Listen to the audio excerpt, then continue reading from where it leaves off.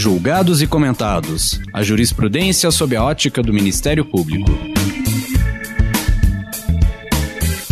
Uma produção Ministério Público do Paraná.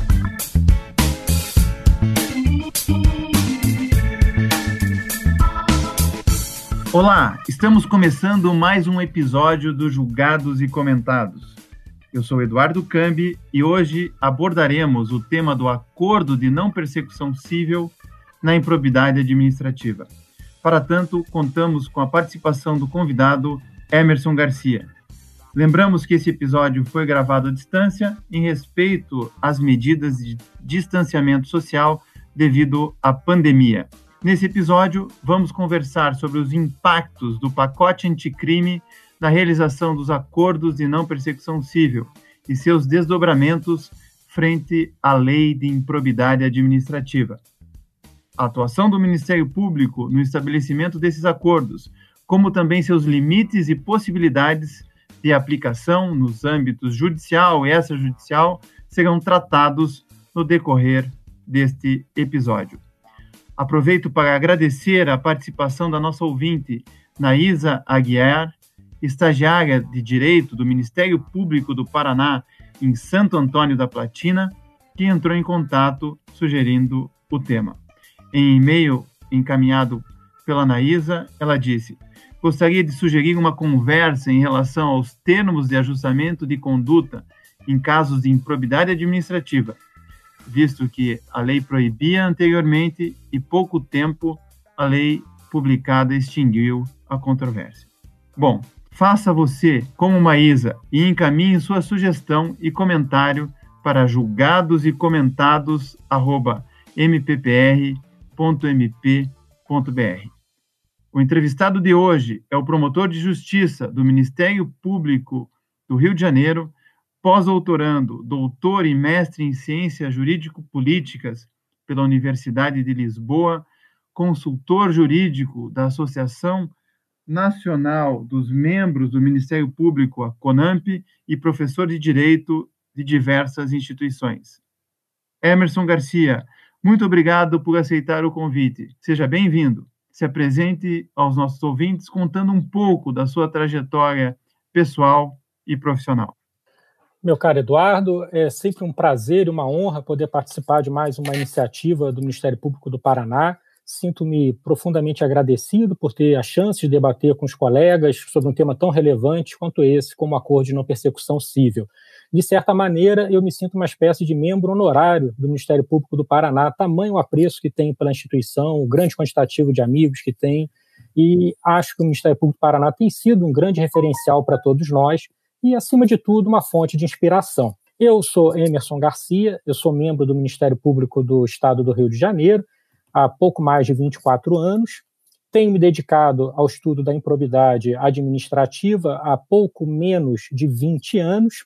Eu fui um dos integrantes da Comissão de Juristas instituída no âmbito da Câmara dos Deputados para a revisão da Lei 8.429 de 1992, a Lei de Improbidade Administrativa, e eu fui o autor da proposta desse instituto chamado Acordo de Não Persecução Civil, que foi previsto naquele projeto da comissão, e quando o projeto anticrime tramitava no Congresso Nacional, ele foi utilizado para a regulamentação desse instituto no âmbito da Lei 8.429 de 1992. A inspiração da denominação Acordo de Não Persecução Civil decorria do então existente Acordo de Não Persecução Penal, instituído pelo Conselho Nacional do Ministério Público, que teve, inclusive, a influência muito grande, um brilhante colega do Paraná, o Rodrigo Cabral, que atuou muito na estruturação do Acordo de Não Persecução Penal.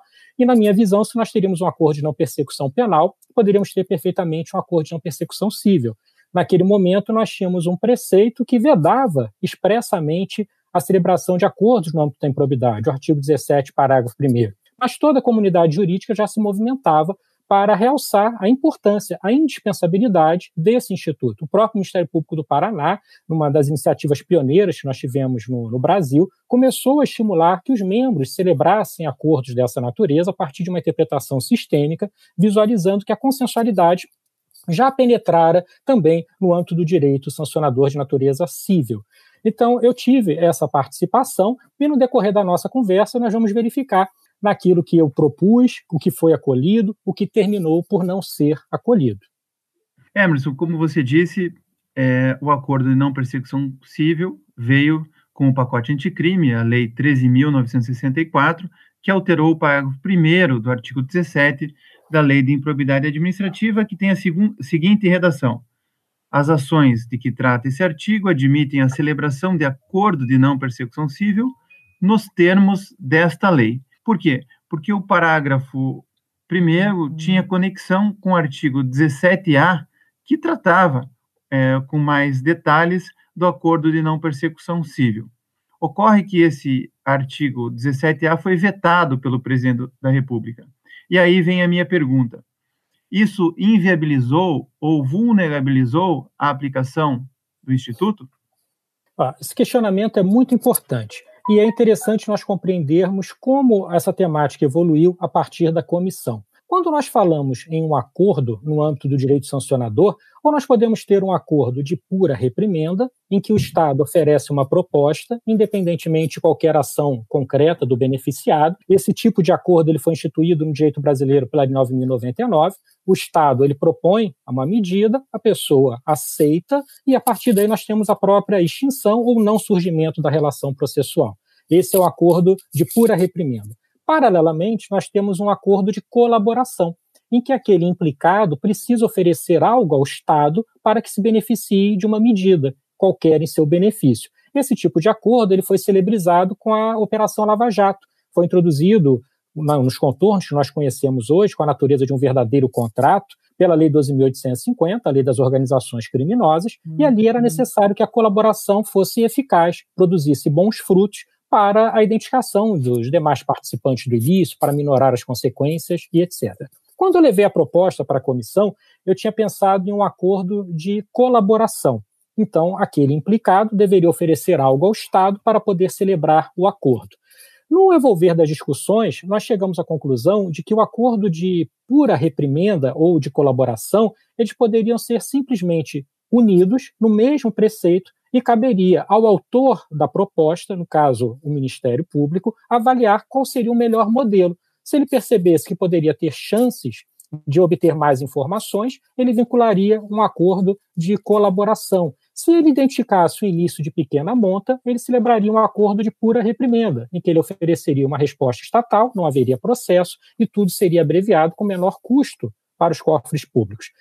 Então, eu pensei num acordo de colaboração e logo em seguida evoluímos para um acordo pleno, sem qualquer balizamento. Poderia ser de pura reprimenda ou de colaboração. O artigo 17A, que foi vetado, ele teve a redação integralmente dada por mim. Essa foi a minha redação, com exceção da questão do acordo de colaboração, que era o meu pensamento inicial. Nós tiramos a colaboração e ficou só acordo. Nesse acordo, por que esse preceito foi vetado? Qual a razão do veto do artigo 17A? A comissão entendeu que muitas vezes a ação de improbidade ela pode ser utilizada como instrumento de vindita política. Quando nós temos a sucessão de grupos hegemônicos, principalmente em pequenas estruturas estatais de poder como os municípios, é muito natural que o grupo que superou o anterior tente se valer da ação de improbidade para, de alguma forma, implicar o grupo sucedido e permitir que ele se perpetue no poder. Então, a partir dessa visão e do reduzido número de ações ajuizadas pelas pessoas jurídicas de direito público, mais especificamente União, Estado, Distrito Federal e municípios, o ministro Mauro Campbell, que era o presidente da comissão, ele falava, olha, se ajuizam muitas ações, eu não sei, mas que não chegam no Superior Tribunal de Justiça, não chegam, porque o que chega no Superior Tribunal de Justiça são as ações ajuizadas pelo Ministério Público e um reduzidíssimo percentual de ações ajuizadas pelo Estado. Então, a comissão entendeu que a legitimidade para ajuizar a ação de improbidade deveria ser privativa do Ministério Público. E o artigo 17A, que tratava do acordo, reproduziu a mesma sistemática. A ação é privativa do Ministério Público, o acordo também. Só que quando o Congresso retirou esse preceito do projeto da comissão, ele manteve a exclusividade do acordo no âmbito do Ministério Público em um diploma normativo, a Lei 8.429, que previa a legitimidade disjuntiva e concorrente da Fazenda Pública e do Ministério Público para ajuizarem as ações. Então, nós passamos a ter um sistema um pouco anacrônico, em que dois entes podem ajuizar as ações, mas só um pode celebrar o acordo. Esse foi o argumento apresentado pela Advocacia Geral da União, que embasou o veto do presidente da República. Então, o artigo 17A detalhava toda a sistemática a ser obedecida. No momento em que ele foi revogado, ou melhor, foi vetado, nós passamos a ter apenas o artigo 17, caput, e parágrafo 1º. Então, nós temos o caput dizendo que é possível a celebração de acordo nas ações de que trata essa lei. Então, nós temos uma ação e pode ser celebrado o acordo. E aí temos uma primeira aporia. Nós temos um acordo de não persecução cível, o que nos dá a ideia de um ato antecedente ao processo judicial, e temos a menção no caput do artigo 17, as ações de que trata essa lei, dando a entender que é preciso que exista ação para que venha o acordo.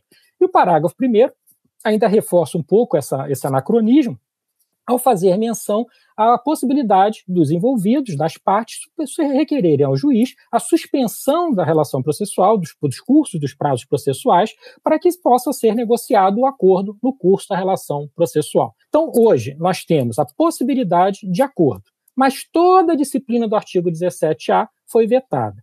Quando nós idealizamos o artigo 17A, eu pensei em nós termos o prestígio, a independência funcional do promotor de justiça, ele avaliaria a celebração do acordo e teríamos uma revisão dos órgãos internos para termos parâmetros mínimos de segurança e objetividade, resguardando a concepção de unidade da instituição, que é tão pouco apreciada. No âmbito do Ministério Público é muito valorizada a independência funcional e a unidade é como se fosse um significante sem significado relevante. Então a ideia seria que teríamos homologação interna e posteriormente encaminharíamos a medida para que o juiz homologasse. Então nós teríamos 2 filtros, um filtro interno pelo Conselho Superior do Ministério Público ou pela Câmara de Revisão e um filtro externo com homologação judicial.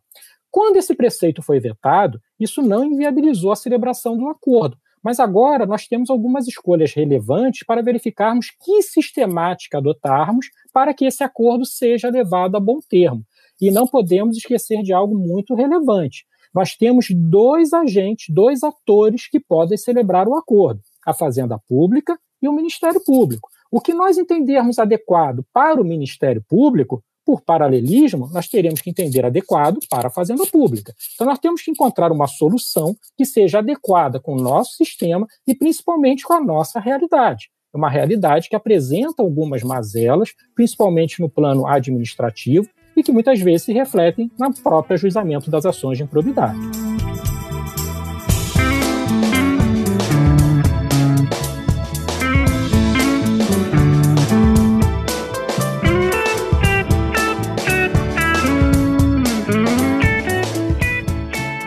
Emerson, você já colocou esse tema.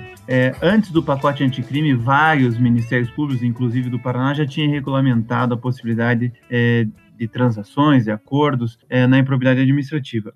Mas em âmbito nacional foi a resolução 179 de 2017, no artigo 1º, parágrafo 1º do Conselho Nacional do Ministério Público, que tornou essa possibilidade algo abrangente em âmbito nacional. Interessante observar que essa resolução 179, ela regulamenta o termo de ajustamento de conduta, que está contido lá no artigo 5º, parágrafo 6º, da Lei de Ação Civil Pública, Lei 7347 de 85. Veja como é interessante isso. A terminologia utilizada pelo pacote anticrime foi acordo de não persecução civil. E ele tinha sido previsto num instrumento que trabalhava sob o termo de ajustamento de conduta. Tradicionalmente, o termo de ajustamento de conduta, por estar inserido na tutela coletiva dos interesses difusos e coletivos, se entendia que o Ministério Público poderia negociar a forma, o prazo e o modo de cumprimento da obrigação, já que o direito seria indisponível. Pergunto, termo de ajustamento de conduta e acordo de não persecução civil são a mesma coisa? Ou é possível diferenciar ambos os institutos? Esse questionamento é muito bom e eu vou começar a resposta lembrando de uma situação que eu vivenciei ainda recém-formado. Logo saindo da faculdade, pouco tempo advogando, um cliente me procurou e disse o seguinte: eu tenho um locatário, ele não paga aluguel e eu quero entrar com uma ação de despejo. E eu peguei e ajuizei a ação de despejo. E eu denominei minha ação de ação de despejo. E no pedido, eu fiz o pedido de que, se a pessoa citada não purgasse a mora no prazo legal, que fosse decretado o despejo e condenado ao pagamento dos aluguéis devidos. Para minha surpresa, a juíza, ao receber a inicial, ou melhor, ela não recebeu, ao analisar a inicial, ela determinou que a inicial fosse emendada. Aí eu falei, olha, mas a inicial está perfeita, é uma ação muito simples. Por que ela determinou a emenda da inicial? Porque eu não escrevi que o nome da ação era ação de despejo cumulada com falta de pagamento.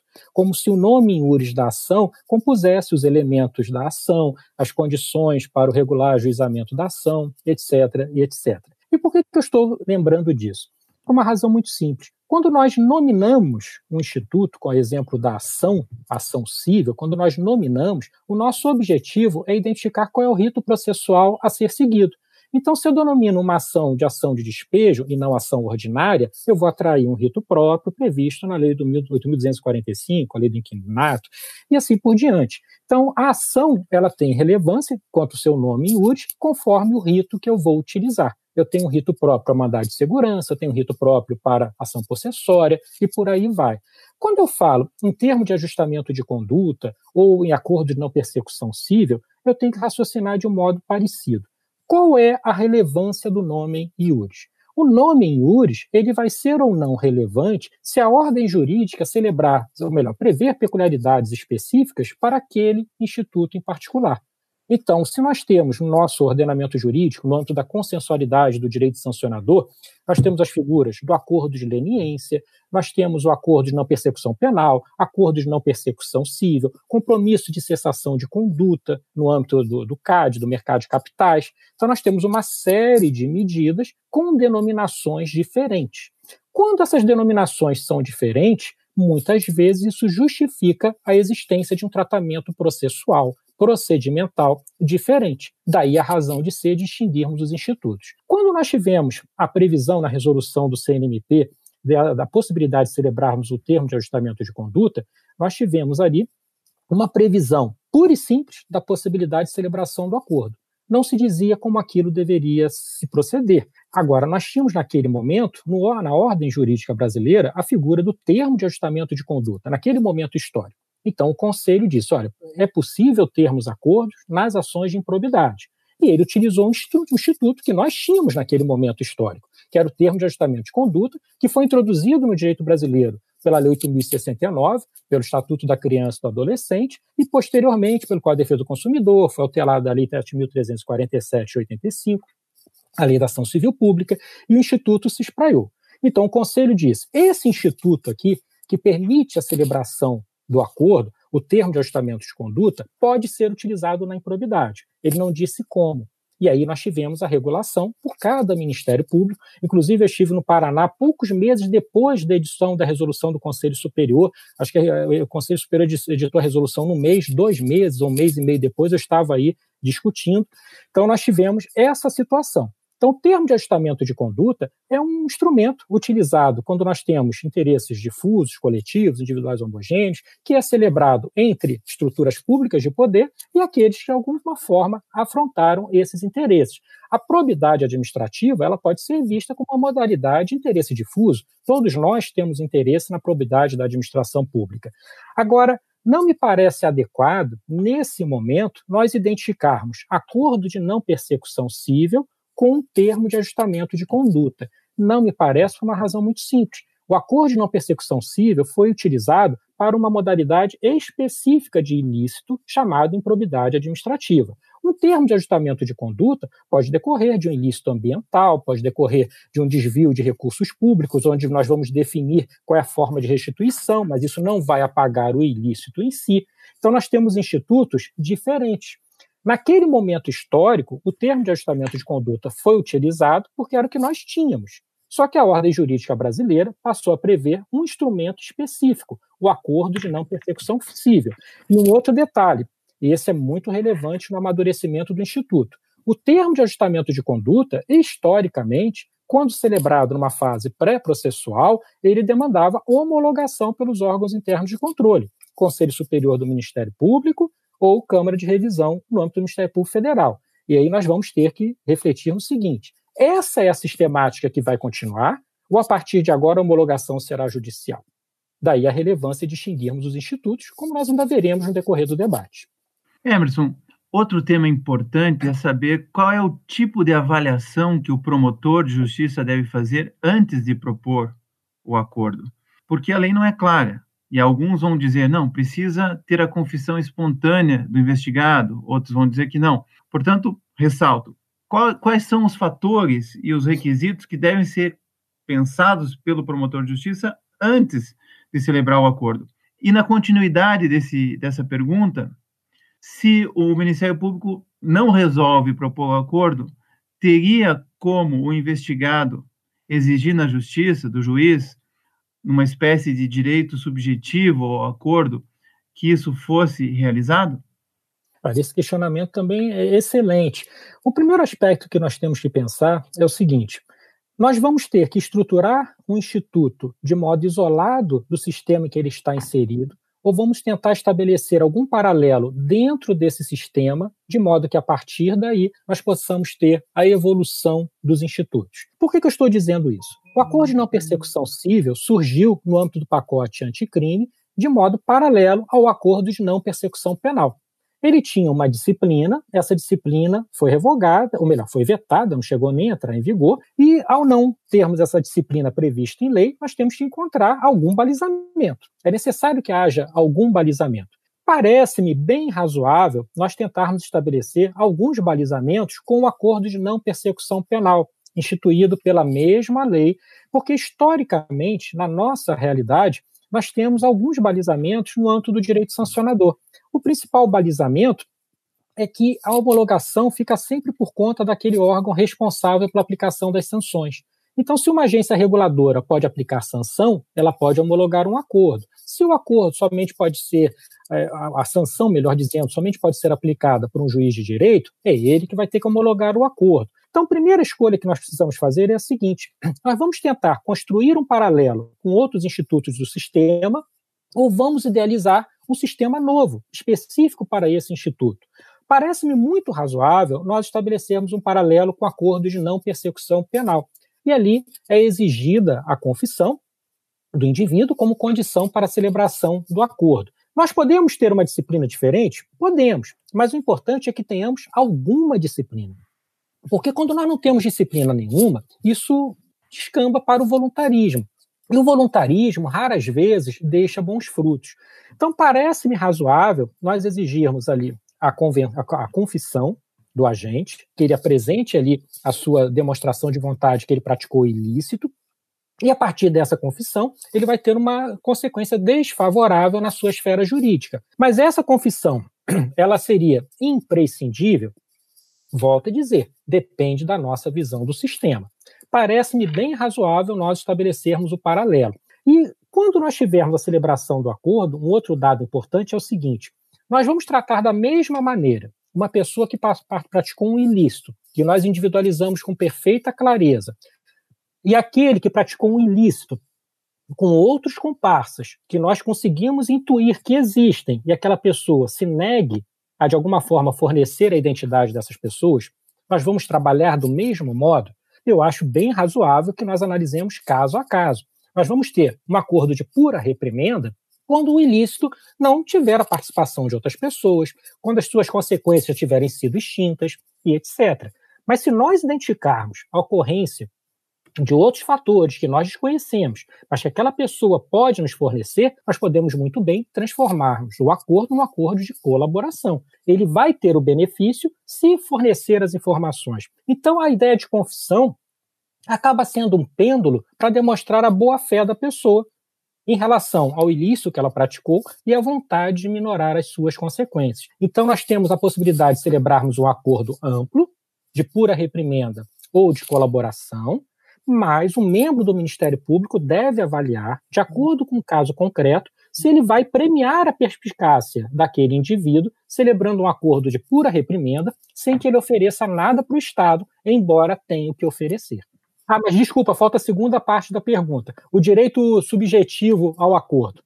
A questão do direito subjetivo ao acordo não parece que exista. Nós vamos ter aproveitamento aqui da jurisprudência já sedimentada em relação à suspensão condicional do processo, aquela que foi introduzida pelo artigo 89 da Lei 9.099, e naquela perspectiva a jurisprudência sedimentou no sentido de que nós não teríamos um direito subjetivo ao benefício. Nós teríamos uma faculdade do Ministério Público que avaliaria e teria um mecanismo de controle interno, mas não pelo Poder Judiciário. Quando nós falamos em direito subjetivo, nós automaticamente transferimos essa avaliação para o Poder Judiciário. E esse direito não existe sequer em relação a acordo de não persecução penal. Com muito maior razão, não deve existir em relação a acordo de não persecução civil.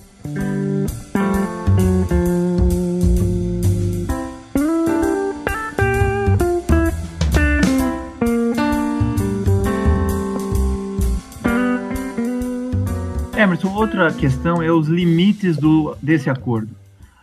Nós sabemos que a Constituição, no artigo 37, parágrafo 4º, diz que os atos de improbidade administrativa poderão importar suspensão dos direitos políticos, perda da função pública, indisponibilidade dos bens e ressarcimento ao erário. Isso, de certo modo, é repetido no artigo 12 da Lei de Improbidade Administrativa. Entretanto, o artigo 20 da Lei de Improbidade Administrativa diz taxativamente que a perda da função pública e a suspensão dos direitos políticos só se efetivam com o trânsito em julgado da sentença condenatória.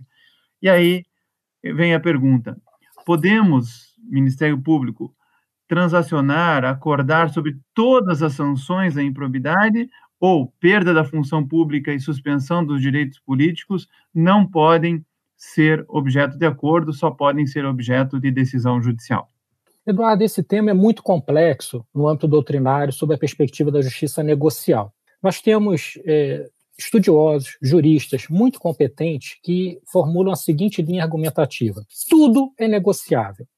Se eu quiser negociar a perda do cargo público, a suspensão dos direitos políticos, independente de autorização em lei, eles já defendiam isso quando o artigo 17, parágrafo 1º, estava em vigor, então tudo é possível. Eu tenho uma visão diferente. Se o Ministério Público ele abre uma investigação, porque ele tem indícios mínimos de que uma pessoa praticou um tipo de ilícito considerado improbidade administrativa, a existência desse ilícito atrairá todo o sistema legal afeto a ele. Eu não visualizo a justiça negocial como algo à margem dos balizamentos legais. Nós temos que ter balizamentos legais, porque são justamente esses balizamentos que justificam a atuação do Ministério Público com a prática do ilícito denominado de improbidade administrativa. Então, nós temos um sistema. A lei, ela prevê a possibilidade de nós termos aplicação de sanções, suspensão de direitos políticos, perda da função pública, com o trânsito em julgado? Prevê. Se a lei prevê trânsito em julgado, ela automaticamente exige a intervenção do Poder Judiciário, porque o balizamento que nós temos hoje para o acordo de não persecução civil é a Lei 8.429. Nós temos que achar dentro desse diploma normativo os balizamentos que estariam no artigo 17A, que foi vetado. Nós precisamos encontrar ali. E aí surge a questão. Esse questionamento ele está diretamente imbricado com o outro, de indiscutível relevância. É necessária ou não homologação judicial? Quando nós dizemos que vamos celebrar um termo de ajustamento de conduta, a homologação judicial somente será necessária se for um termo de ajustamento de conduta celebrado no curso de uma relação processual, vai ser um negócio jurídico processual. Ali será celebrado o ajuste, o juiz vai homologar e vai pôr fim à relação processual. Quando nós falamos em termos de ajustamento de conduta aqui no âmbito da improbidade, a principal consequência é atrair um modelo procedimental dessa figura, que exige a homologação interna. Então, o Ministério Público celebra o termo de ajustamento de conduta, encaminha para o órgão interno de controle, Conselho Superior ou Câmara de Revisão, e tolitur quaestio. Nós temos um título executivo extrajudicial formado. A própria sistemática da lei, ela desaconselha que isso seja feito. Por quê? Nós temos uma sistemática em que temos o acordo de não persecução penal, que deve ser homologado pelo juiz competente. Nós temos o acordo de não persecução civil, que carece de regulamentação, porque o artigo 17 já foi vetado, mas nós ele está no mesmo diploma normativo, o que nos aconselha a termos uma coerência na sua interpretação.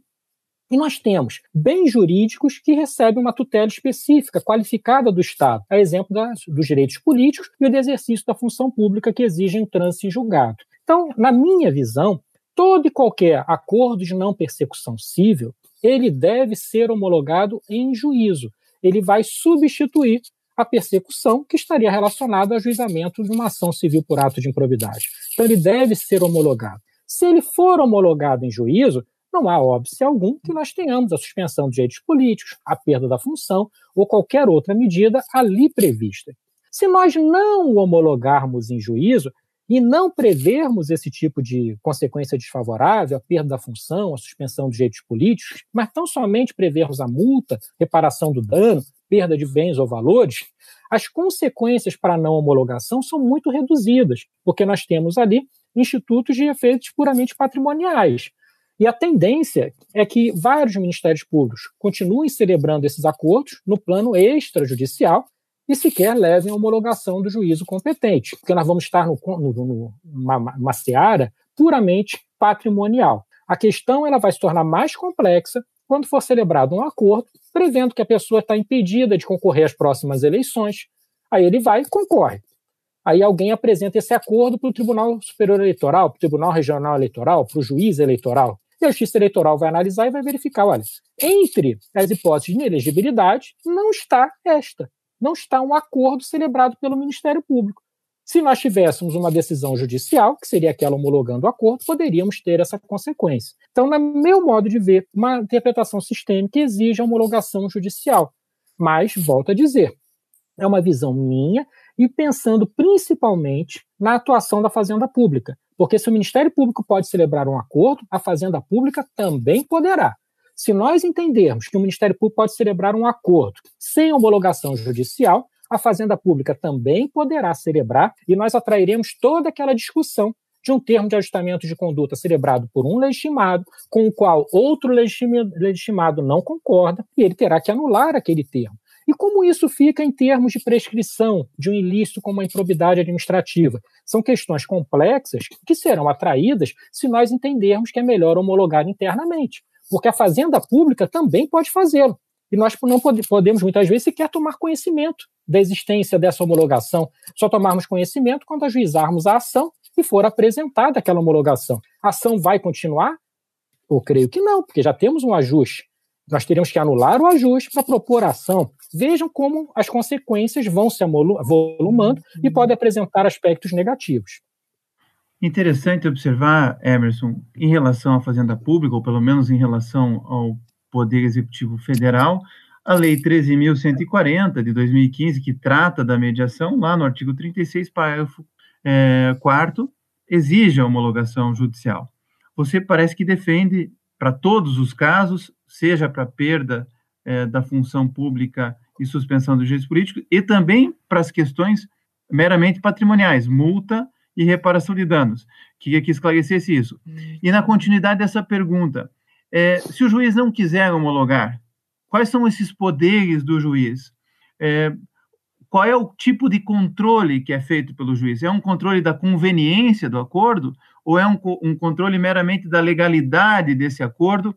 E o que pode fazer o juiz diante dessa discordância em relação ao acordo? Pode ele mesmo, de ofício, modificar esse acordo ou ele terá que devolver para o Ministério Público corrigir este acordo? Quando nós condicionamos a eficácia do acordo de não persecução civil à homologação judicial, nós trazemos segurança para a Fazenda Pública e para o Ministério Público. Quando o Ministério Público ingressar com a medida solicitando a homologação, a Fazenda Pública será chamada para ser ouvida. Quando a Fazenda Pública ingressar com a medida solicitando a homologação do acordo pelo juízo, o Ministério Público, por imperativo legal, também será chamado para a participação da homologação desse acordo. E se alguém for ouvido e não concordar, nós teremos ainda a possibilidade de termos um recurso para uma instância superior. Então, o Ministério Público ele celebra o acordo, o juiz homologa, mas a Fazenda Pública manifestou a sua discordância. Ela ainda terá chance de recorrer. Então, em termos de segurança jurídica, me parece muito útil nós termos a homologação judicial. E volto a dizer, homologação judicial, porque na sistemática da lei, quem aplica as sanções é o Poder Judiciário, não é o Ministério Público. No direito sancionador brasileiro, nós não temos uma única situação em que um órgão que não seja competente para aplicar a sanção possa homologar um acordo. Não temos essa situação. Então, nós temos no mercado de capitais, no sistema financeiro, no direito penal, todos os acordos são homologados pelo órgão competente para aplicar a sanção. O Ministério Público não tem competência para aplicar sanção no sistema brasileiro. Se nós dissermos que a instituição vai homologar o acordo, nós vamos inaugurar um sistema dentro do nosso sistema que não é harmônico com os seus demais comandos. E eu volto a dizer, esse sistema abrirá margem para que a Fazenda Pública faça o mesmo, o que me parece muito arriscado mesmo. Nós podemos ter muitas vezes um acordo encobrindo ilícitos de maior gravidade e dificultando a própria persecução pelo Ministério Público. Então, isso precisa ser pensado com muito cuidado. A homologação judicial do acordo, ela vai atrair uma sistemática muito parecida àquela que tem sido reconhecida no âmbito do acordo de colaboração premiada da Lei 12.850. O Ministério Público celebra o acordo, ou a autoridade policial, desde que não afaste a persecução penal, e submete o acordo ao juízo. O juízo vai realizar um controle de legalidade daquela medida. Ele pode identificar situações ilegais. E também nós não podemos descartar a possibilidade de até o juízo, numa perspectiva mais ampla de legalidade, identificar uma possível desproporcionalidade da medida e, a partir daí, negar-se a homologar o acordo. Isso é possível. O que o Ministério Público fará? Ele utilizará a resignação recursal cabível para postular a sua homologação. Mas a atuação do judiciário aí, ela vai ser uma atuação de controle. Ele não vai refazer o acordo, modificar cláusulas, acrescer. Ele vai homologar ou não, declinando os motivos pertinentes. E a nossa preocupação, quando nós estabelecemos essa necessidade de homologação pelo judiciário, é termos uma linearidade sistêmica. Mas, Brasil afora, em vários ministérios públicos, os acordos no âmbito puramente patrimonial têm sido celebrados sem a intervenção do Poder Judiciário. Mas aí eu volto a dizer, nós podemos ter um ilícito de especial gravidade, a Fazenda Pública ignora a gravidade, celebra um acordo sob o prisma exclusivamente patrimonial e não se fala mais nisso. A homologação judicial é um fator de transparência, dá chance para que todos os atores sejam ouvidos e, eventualmente, apresentem resignações recursais. Emerson, vamos imaginar que o Ministério Público negocia o acordo. Ele faz toda uma tratativa. Durante essa tratativa, são trocadas informações, documentos, elementos de prova, mas chega-se ao final e não se consegue fechar esse acordo.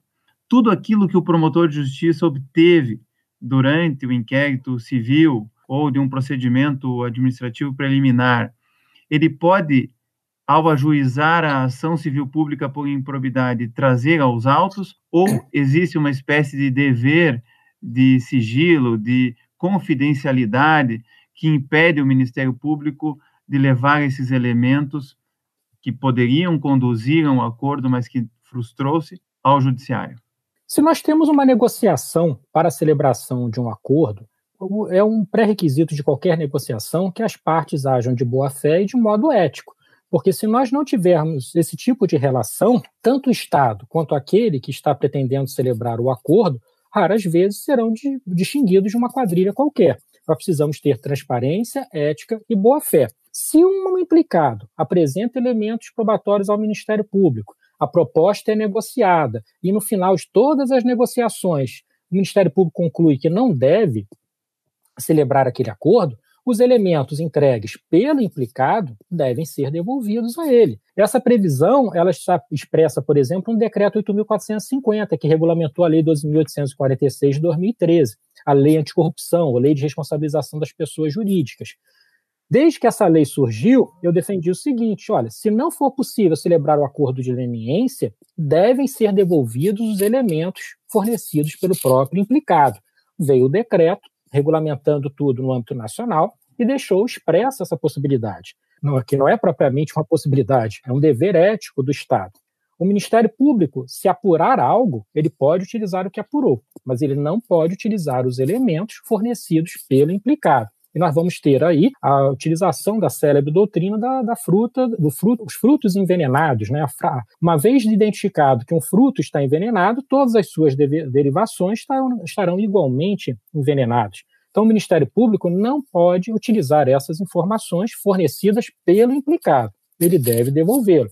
É um imperativo, volto a dizer, de ordem ética. Se a instituição utiliza desses elementos, ele colocará a pessoa que estava negociando o acordo numa situação de extrema inferioridade numa futura relação processual, que produziu provas contra si próprio, de boa-fé, em uma negociação. Então, no meu modo de ver, essas provas não podem ser utilizadas e devem ser, inclusive, devolvidas ou lacradas.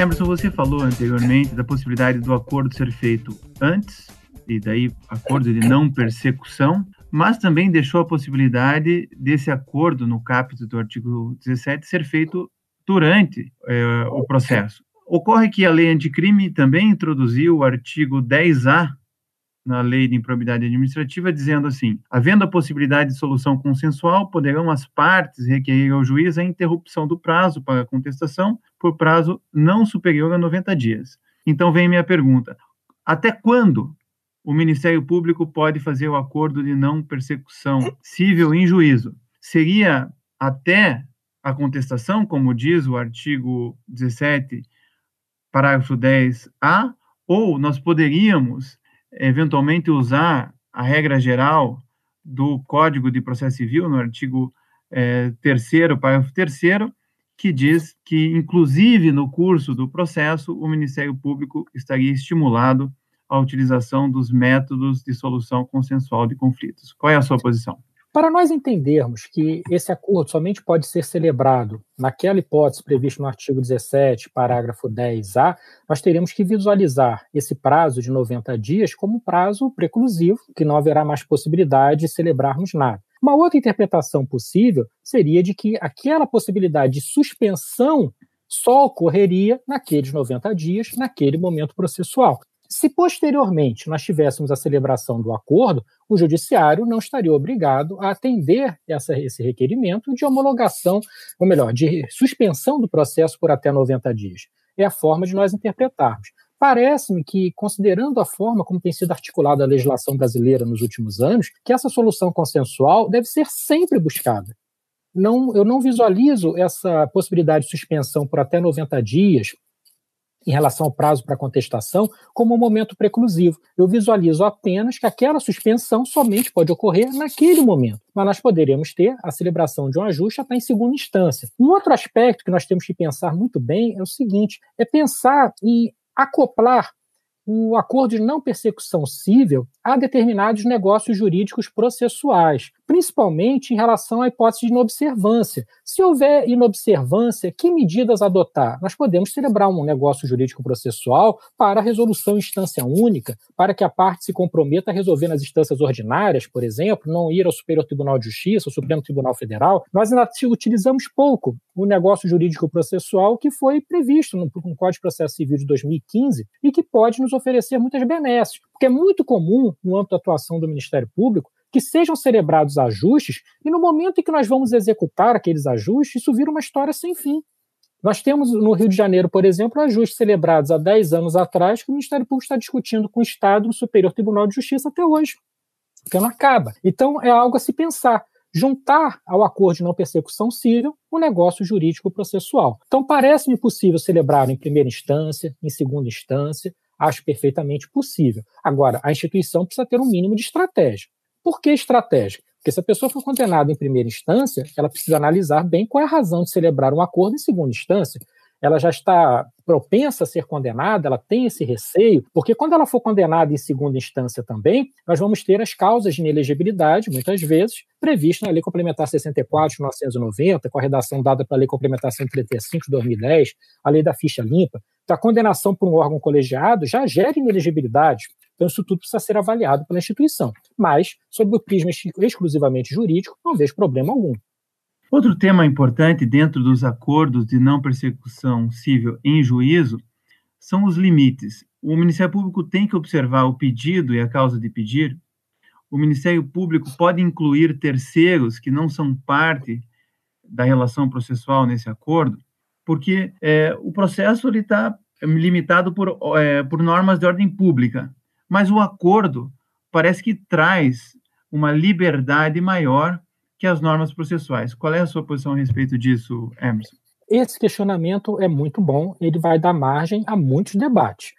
Como você bem mencionou, sei que um dos grandes processualistas do país bem sabe que nós temos uma relação processual que é delimitada por partes, causa de pedir, pedido, os célebres elementos da ação. Nós temos aí essa delimitação. Mas se nós partirmos da premissa que o Ministério Público ele pode celebrar um acordo e levar a homologação judicial fora mesmo de uma ação posta, de uma ação ajuizada, de uma relação processual regularmente constituída, Não me parece absurdo que nós tenhamos uma homologação de um acordo no âmbito de uma relação processual que está presente um liame com fatos ou pessoas que não estavam previstos originariamente naquela relação processual. Isso não me parece absurdo. Pode soar mal se nós concebermos o processo em sua individualidade. Mas se nós pararmos para pensar que o Ministério Público pode solicitar ao juiz a homologação do acordo, independentemente de processo, não faria sentido nós termos ali uma relação posta e impedirmos que o juízo viesse a apreciar aquele acordo, mas ele precisa ter alguma correlação com aquela causa posta em juízo. Temos que ter pelo menos uma relação de conexão, continência, para justificar até a competência daquele órgão jurisdicional. Isso não me parece absurdo, mas, obviamente, se nós analisarmos a questão processual sob o prisma tradicional, sobre os elementos da ação, obviamente, quem não é parte não está ali, não poderia celebrar o acordo. Mas se nós pararmos para pensar que o acordo pode ser encaminhado à homologação judicial, independentemente de uma relação processual previamente instaurada, é razoável, por economia processual, pela busca do resultado útil, pela maior eficiência, e solicitarmos que aquele juízo homologue um acordo que seja um pouco mais extensivo que aqueles elementos da ação originários. Parece-me razoável. Emerson, outra questão importante, se a gente for ler lá o começo da lei de improbidade administrativa, lá o artigo 1º diz: os atos de improbidade administrativa são praticados por qualquer agente público. O artigo 2º regulamenta o conceito de agente público e o artigo 3º diz que são aplicáveis à lei no que couber àquele que, mesmo não sendo agente público, induza ou concorra para a prática do ato de improbidade administrativa ou dele se beneficie. A jurisprudência pacífica do Superior Tribunal de Justiça diz que não precisa haver litisconsórcio necessário para a propositura da ação civil pública. Entretanto, a mesma jurisprudência do STJ entende que não se pode ajuizar a ação civil pública de improbidade administrativa exclusivamente contra o particular. Aí vem a pergunta: vamos imaginar que o Ministério Público avance no acordo de não persecução cível em relação ao agente público, mas que o particular beneficiado desta propina, do desvio de dinheiro público, ele não queira fazer o acordo. Como que deve proceder o promotor de justiça diante dessa situação? Esse questionamento também é muito interessante sob o prisma tanto teórico quanto pragmático. Quando o Superior Tribunal de Justiça reconhece que não se pode ajuizar uma ação civil por ato de improbidade em face de um particular apenas, não do agente público, a análise está sendo realizada eminentemente sob o prisma do direito material. Porque para nós termos um ato de improbidade, é necessário que tenhamos o agente público envolvido.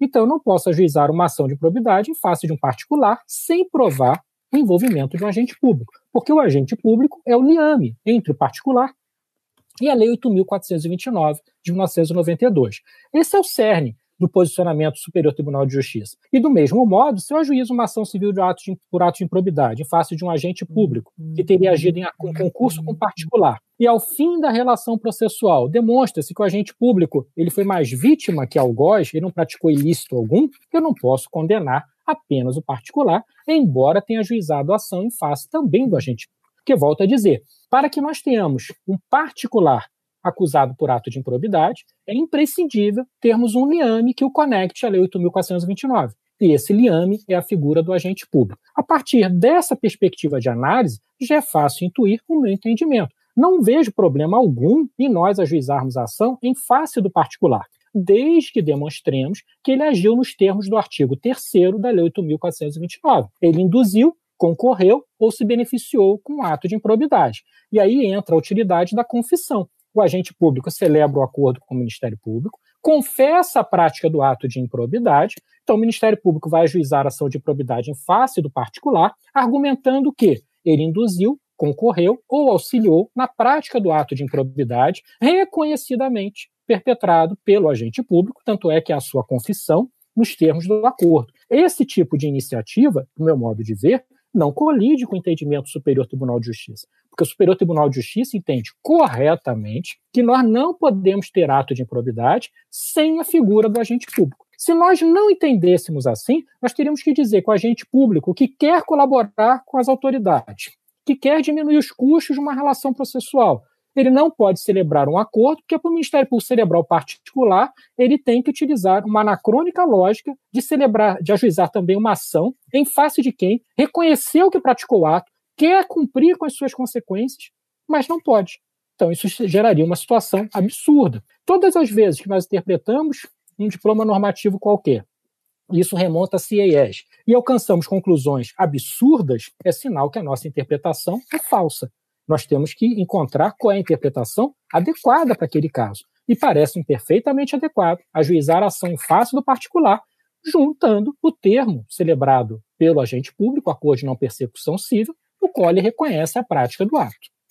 Emerson, nós já estamos chegando no final do programa, mas ainda cabe mais uma pergunta sobre a possibilidade dos acordos de não persecução cíveis provisórios e, eventualmente, parciais.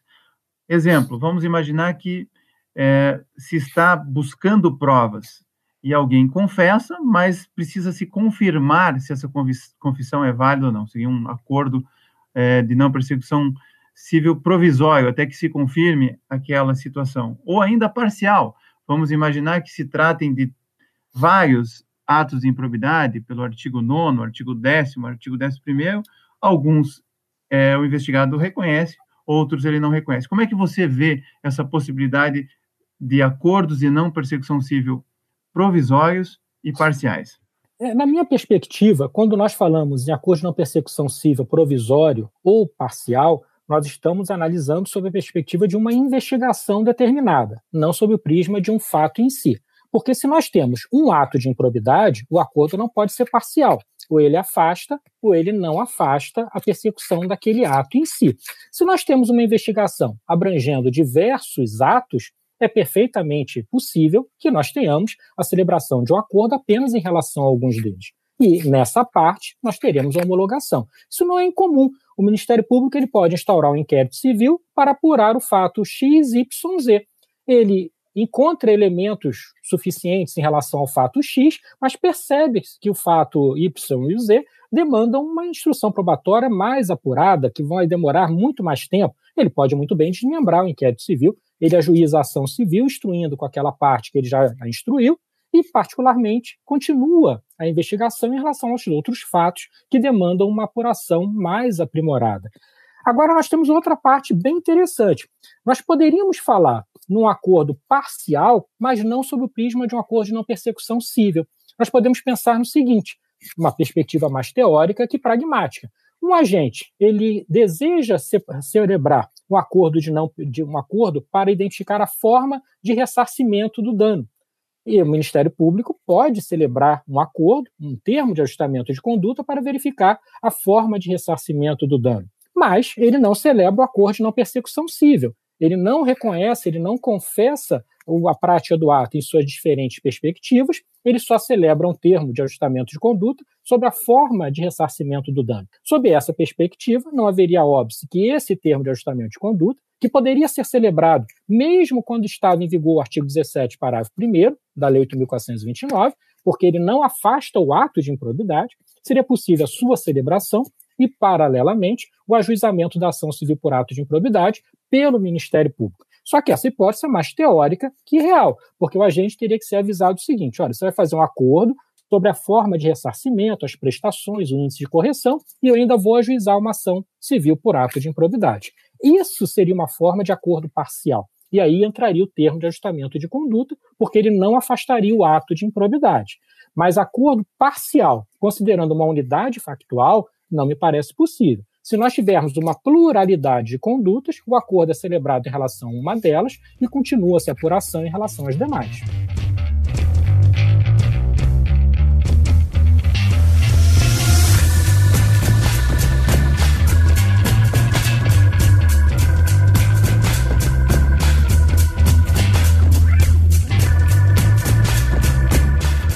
Emerson, quero agradecer muitíssimo pelas suas lições nesse podcast. Esse tema é novo, é importantíssimo e revolucionário na atuação do Ministério Público brasileiro. Porque se nós chegamos até esse momento em que havia dúvidas sobre o cabimento de acordos por envolver direitos indisponíveis e passamos esse momento para evitar a judicialização das ações de improbidade que demoram muito tempo no judiciário, esse tema vai marcar, sim, a história do Ministério Público brasileiro. Então, eu quero agradecer muitíssimo pelas suas contribuições a esse podcast. Eu agradeço muito e muito sucesso para o Ministério Público do Paraná, para o exemplo que tem dado ao Ministério Público brasileiro, com o estímulo ao pensamento jurídico e o crescimento da instituição. Não se esqueça de curtir ou de se inscrever em nossas redes sociais e assinar nosso podcast no aplicativo de sua preferência. Você também pode participar da elaboração dos julgados e comentados. Para sugerir um tema, encaminhar dúvidas ou comentários, envie para a gente no e-mail julgadosecomentado@mppr.mp.br ou pelas nossas redes sociais. Muito obrigado e até a próxima!